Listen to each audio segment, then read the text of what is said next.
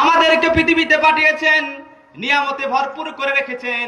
যেদিকে তাকায় আল্লাহর নিয়ামত। আচ্ছা বলেন তো, আসমানটা কার? জমিন কার? গাছগাছালি কার? এই পৃথিবীর আনাচে কানাচে যা কিছু দেখেন, সকলের কিছুর মালিক কে? সকল কিছুর মালিক আল্লাহ।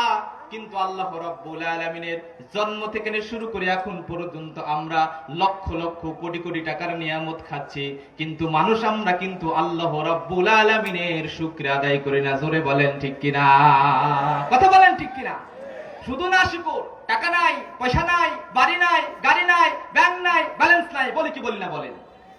কিন্তু আল্লাহ রাব্বুল আলামিন আমার আপনার ৩.৫ হাত বডির ভিতরে লক্ষ লক্ষ কোটি কোটি টাকার সম্পত্তি দিয়েছেন। আহারে, এই সম্পত্তিগুলো আমরা ভোগ করতেছি, এরপরেও কিন্তু আমরা মানুষ জাতি আল্লাহ রাব্বুল আলামিনের শুকর আদায় করি না। জোরে বলেন।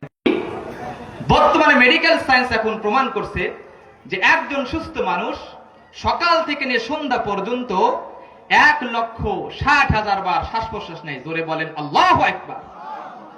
এই যে আপনি শ্বাস নিচ্ছেন, ছাড়ছেন ১,৬০,০০০ বার।